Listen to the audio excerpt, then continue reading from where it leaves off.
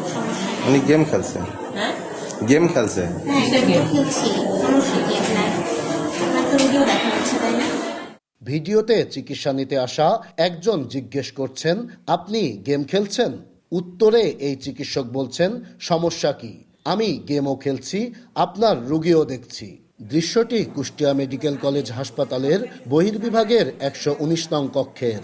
শামরিন সুলতানা নামে এক চিকিৎসক দেখছেন রোগী, করছেন প্রেসক্রিপশন, একই সঙ্গে মোবাইলে খেলছেন গেমও।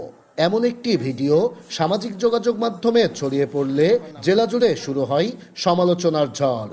একজন ডাক্তার রোগী দেখার সময় রোগীও দেখছে গেম খেলছে, এটা তো কখনোই মেনে নেওয়া যায় না। এটা কখনোই আমাদের দেশের জন্য, আমাদের জনগণের জন্য কাম্য নয়। নিঃসন্দেহে এটা অনৈতিক কাজ এবং এটা মানুষ নিয়ে খেলা। আমার যে ওষুধটা লেখার কথা তা নিয়ে অন্য ওষুধ লিখতে হবেই।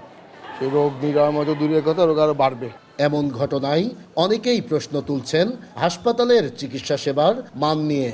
দায়িত্বশীলদের ভূমিকা নিয়েও উঠছে প্রশ্ন। চিকিৎসা নিতে আসা রোগী ও স্বজনদের মধ্যে দেখা দিয়েছে মিশ্র প্রতিক্রিয়া। আসলে মানুষের মস্তিষ্ক তো একটা, মস্তিষ্ক তো আপনার তো ডিফারেন্ট হয়ে অন্যদিকে চলে যাচ্ছে, এগুলো তো রোগের দিকে ফোকাস হয় না। গেম খেলতে হলে কিন্তু গেমের মধ্যেই মনোনিবেশ স্থির করতে হয়, আর গেমের মধ্যে যখন একটা মন পড়ে থাকে তখন কোনোভাবেই সম্ভব না আর একদিকে মনোযোগী হয়ে সেই জিনিসটা ঠিকভাবে দেখা। তবে অভিযুক্ত ওই চিকিৎসকের দাবি, ভিডিও ধারণকারী কোনো আইনসঙ্গত কাজ করেননি। ওই সময় কোনো রোগী না থাকায় মোবাইল ফোনটি হাতে নিয়েছিলেন তিনি। আমার এখানে কোনো রোগী ছিল না, ওই সময় আমি কাজ করতে শুরু করছি বা আমি আমার মতো করে সময় করছি। একজন রোগী আসছে, এখনো যেমন রোগী নাই, আসছে দেখে দিব, আমরা তো সবকিছু তো সাইড বাই সাইডই করি। আর হাসপাতাল কর্তৃপক্ষ বলছে অভিযুক্ত চিকিৎসককে তলব করবেন তারা, ঊর্ধ্বতন কর্তৃপক্ষকে জানানোর মাধ্যমে নেবেন ব্যবস্থাও। তাকে তলব করে আমরা পরবর্তী পদক্ষেপে যাব। আমি উপরে কথা বলবো, যদি বলে যে কঠিন অ্যাকশনে যাও, কঠিন অ্যাকশন নেব।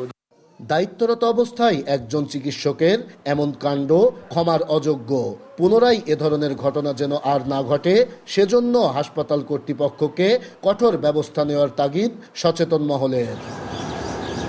নাহিদ হাসান তিতাস, দেশ টিভি, কুষ্টিয়া।